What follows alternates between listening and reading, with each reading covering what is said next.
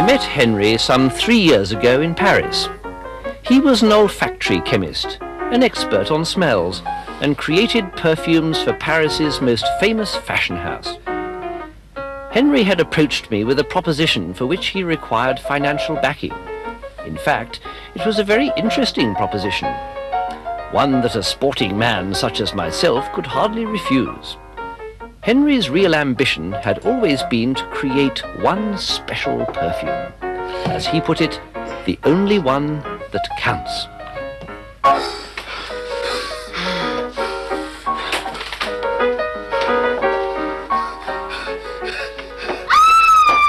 I went completely wild. I must have ripped all my clothes off. So number 1076 is the one. May I smell it? Of course. Not that it will have any effect upon a woman. Mr. Cornelius will be so pleased. Good morning, Henry. Ah, Oswald, it's good to see you. It had been quite a while since I'd been to the laboratory. I used to drop in maybe a couple of times a month, but when results failed to come quickly, I began to lose all interest. How do you do? But that day was different. I wanted to be around to share the fun. So, tell me what happened. Look, this is the most precious fluid in the entire world. I took just one tiny sniff. Just one tiny sniff. I can't remember what happened to me exactly next. I was like a dangerous animal. Hunting for a woman. Any woman. Lucky Simone. Lucky indeed, seeing as today of all days she was late for work. So, who did you find? Nobody, thank God. The effect wore off almost as suddenly as it came upon me. No, the next step is to make a controlled experiment under scientific conditions. For that I shall have to spray a measured amount of perfume onto the woman and let a man approach her. Why don't I go out into the street, holding my nose, and spray the first woman who comes along? You can watch from the window here.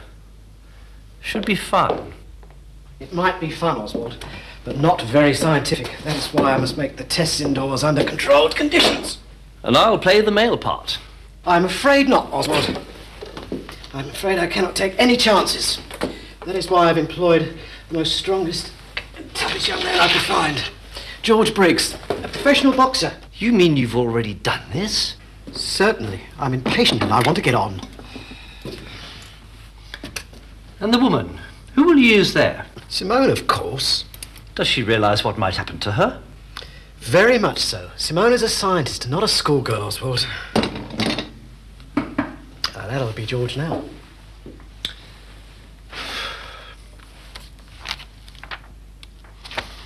I believe the fellow came thinking he was going to act in a saucy film. The business with the nose plugs must have quickly disillusioned him. Gentlemen, could you pop these nose plugs in for me, please? Thank you. Simone, we're ready to begin. Let's get going. Are you ready? I don't know what's going to happen, but I'm ready.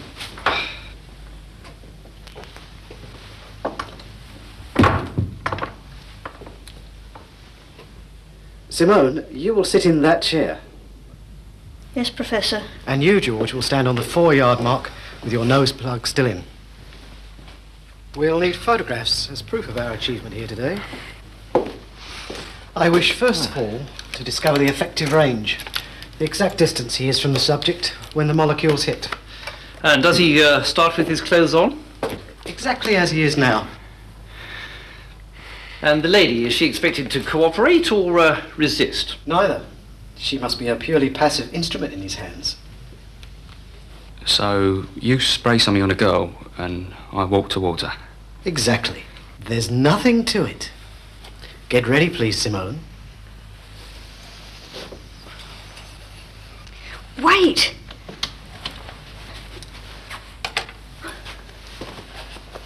Let her have it, Henry. Take your nose plugs out, please. Drop the plugs. Walk forward slowly. Start walking.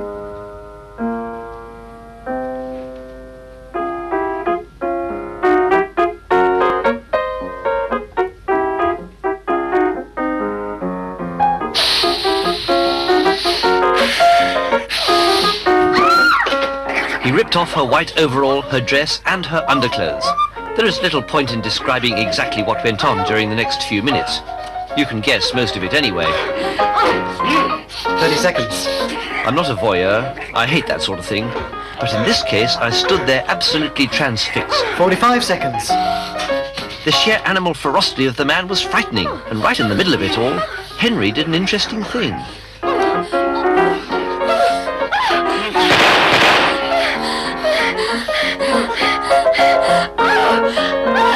It's fantastic. It's magnificent. We've done it, Oswald. What happened? What did I do? My dear young man, you were simply wonderful. Don't worry about a thing. The £500 is all yours.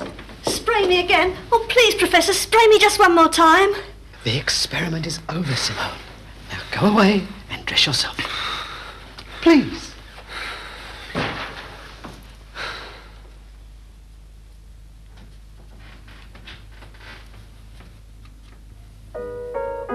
Professor? Yes, Simone?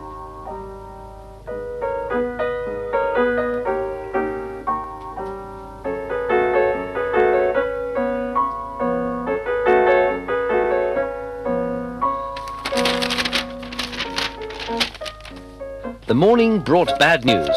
That lecherous little Simone had apparently sprayed herself with the entire remaining stock of number 1076.